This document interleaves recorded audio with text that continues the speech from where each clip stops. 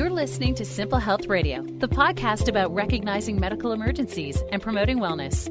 Your host is Dr. Emron, an experienced ER physician who has treated thousands of people just like you.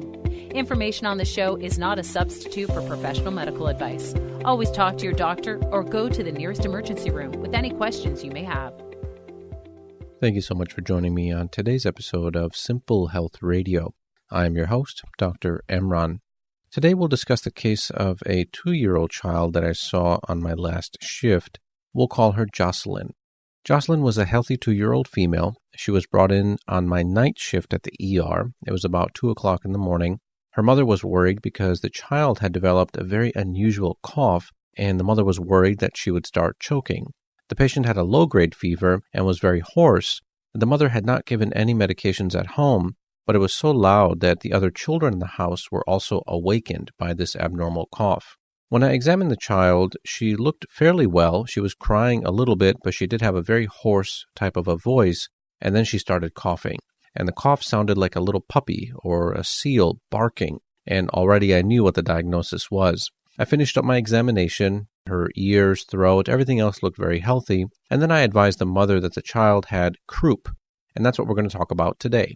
So croup is actually an infection that affects the upper part of the airway. Usually it's in the voice box or the larynx. This is an infection that's very, very common in young children, usually between the ages of 6 months and 3 years of age. It's actually caused by a virus, which is called para-influenza. So it's different than the flu virus, but this is called para-influenza.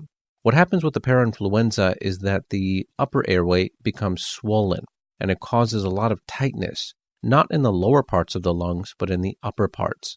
And the medical term for that is called stridor.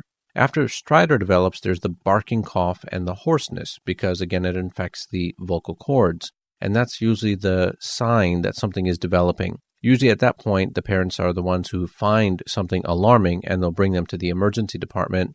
The interesting thing is that as soon as the child is taken out of the house and they get into their car seat or they go for a walk or a ride, the symptoms actually get better. And by the time they come to the ER, the parents will tell me, I'm sorry, he looked much worse or she looked much worse at home. I don't know what happened in the meantime. We didn't give any medication. And that's actually true.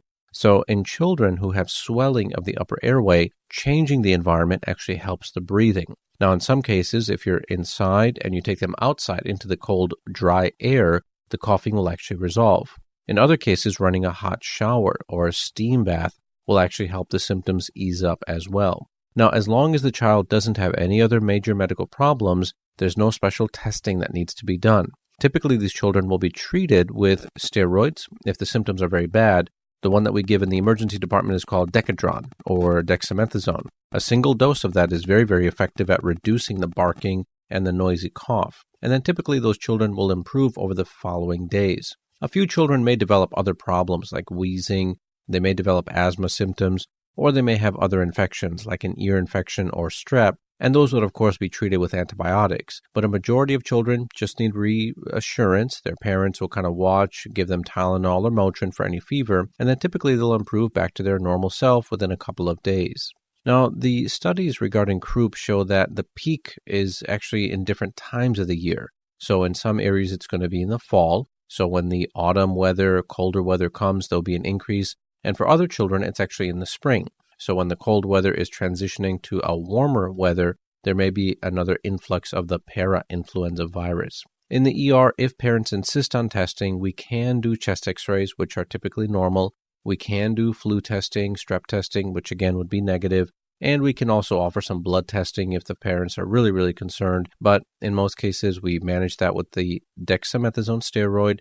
We send them home with some special instructions, and then they usually follow up with their doctors in a couple of days. So the croup is a very, very common scenario. It's nothing to be alarmed by. The most important thing is to stay calm. If you're going to bring your child to the emergency room at night, take them for a ride in the car, see if that alleviates some of the symptoms, give them Tylenol or Motrin. If you're still worried, we're happy to see them. Typically, we'll give them some steroids, and then they should improve pretty quickly after that. So I hope you learned a little bit about croup on today's episode. And then if you have questions or feedback or other ideas on how you or your family members have treated croup symptoms, please send those to us online. We have a very active Facebook following, and I'll be sure that we discuss that on a future episode. Thank you again for listening tonight, and we'll see you back next week. We hope you enjoyed this week's episode. Visit simplehealthradio.com to read the blog, follow links mentioned on this episode, and easily share content with your family and friends. Subscribe to the show on iTunes, Spotify, YouTube, Spreaker, iHeartRadio, and the 3 and Out Radio Network. Be sure to connect with Dr. Emron on Twitter, Facebook, Instagram, Pinterest, and Tumblr to send us your questions and ideas.